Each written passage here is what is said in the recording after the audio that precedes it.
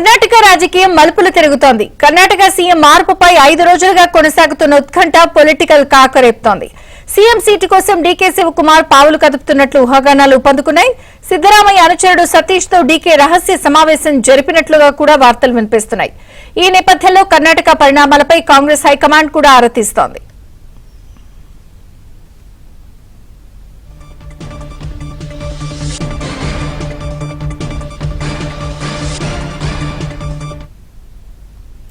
ఇక కర్ణాటక వ్యవహారంపై రాహుల్ గాంధీ ఫోకస్ పెట్టారు. కర్ణాటక మంత్రులు, సీనియర్ నేతలతో రాహుల్ చర్చలు జరుపుతున్నారు.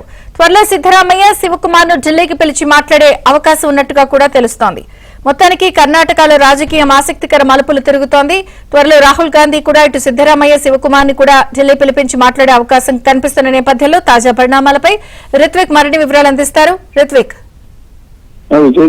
కర్ణాటకలో సీఎం పదవి కోసం ఇటు ప్రస్తుతం సీఎం సిద్దరామయ్య అట్లాగే డిప్యూటీ సీఎం డికే శివకుమార్ ఇద్దరు కూడా పోటీ పడుతున్నారు. గత కొన్ని రోజులుగా కూడా ఈ తీవ్రమైన పరిణామాలుగానే కర్ణాటకలో చోటు చేసుకుంటున్నాయి. తాజాగా కూడా తొలుత ఏదైతే కర్ణాటక ప్రభుత్వం అధికారంలోకి వచ్చిన తర్వాత ఎవరు సీఎం అనే దాని మీద ఇటు డికే శివకుమార్, సిద్దరామయ్య ఇద్దరు పోటీ పడుతూ వచ్చారు. అయితే ఆ సమయంలో కాంగ్రెస్ అధిష్టానం కూడా తొలి 2.5 సంవత్సరం సిద్దరామయ్య, ఆ తర్వాత 2.5 సంవత్సరం డికే శివకుమార్ కి ఇస్తామని చెప్పి హామీ ఇవ్వడం కూడా జరిగింది.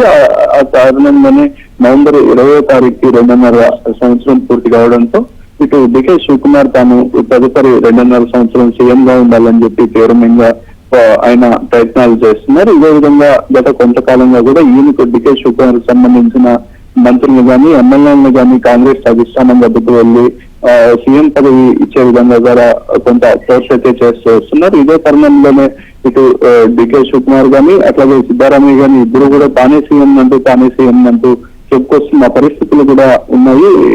ఇటు డికే శివకుమార్ సిద్దరామయ్యకి సంబంధించిన మంత్రులు గాని, ఎమ్మెల్యేలతో గాని రహస్యంగా సమావేశాలు ఏర్పాటు చేసుకుంటున్నారు. నిన్న ఎవరైతే రాహుల్ గాంధీ విదేశీ పర్యటనలో ఉండి ఢిల్లీకి చేరుకున్నారో ఆ తర్వాత నిన్న ఏఐసిసి అధ్యక్షుడు ఖర్గే కూడా బెంగళూరు నుంచి ఢిల్లీకి వెళ్తున్న సమయంలో ఆయన నివాసం నుంచి కూడా ఎయిర్పోర్ట్ కు వెళ్లే సమయంలో ఒకే వెహికల్ లో కూడా డికే శివకుమార్ ఖర్గేతో కూడా ప్రయాణించడం జరిగింది. ఇదే సీఎం పదవి విషయమే ప్రధానంగా చర్చించినట్టుగా కూడా తెలుస్తుంది. ఆ తర్వాత సతీష్ జారకిహొళి మంత్రి వర్గంలో ఈయన ప్రధానంగా కర్ణాటక రాజకీయాల్లో ప్రధానంగా ఉంటారు. ఈయన సీతారామయ్యకు వర్గానికి చెందిన వ్యక్తిగా కూడా చెబుతుంటారు. అయితే ఆయనతో కూడా రహస్య సమావేశం ఏర్పాటు చేసి సీఎం పదవి కోసం అయితే తీవ్రంగా పోటీ పడుతున్న పరిస్థితి ఉంది. ఇదే నేపథ్యంలో ఇటు కాంగ్రెస్ అధిష్టానం కూడా ఎవరికి సీఎం పదవి కేటాయించాలి, ఎవరిని తదుపరి సీఎం గా నియమించాలి, లేకపోతే సిద్దరామయ్యని సీఎం గా ఉంచాలి అనే విషయాల మీద కూడా తీవ్రంగా చర్చిస్తున్నట్టుగా తెలుస్తుంది. ఈ వివాదాన్ని